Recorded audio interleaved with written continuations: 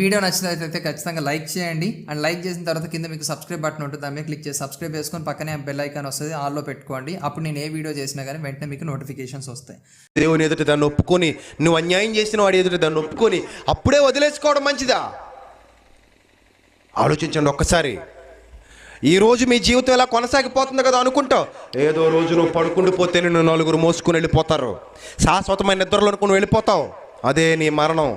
ఆ రోజు దాచుకుందామంటే దాగేదేమీ లేదు, అన్నీ ఓపెన్ అయిపోతాయి.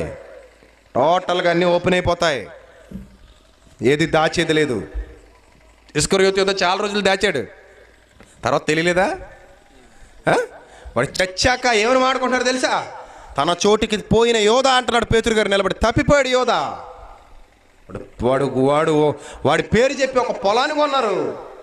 అదొక రక్తభూమి, అదొక దౌర్భాగ్యుడు వాడు అని చెప్పుకుంటున్నాడు. వాడు ఉద్యోగం వేరొకటి తీసుకోవాలి. ఇదిగో ఈ ప్రవచనం వాడి గురించి అని ఇప్పుడు పేతురు ఎలుగెత్తి చాటుతున్నాడు. అప్పటి వరకు దాచాడు.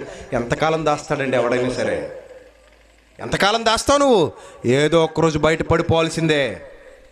మట్టి పెంకు మీద వెండి పోతలు పూయకండి. మీ మాట అవునంటే అవును, కాదంటే కాదు. ఓపెన్గా ఉండండి.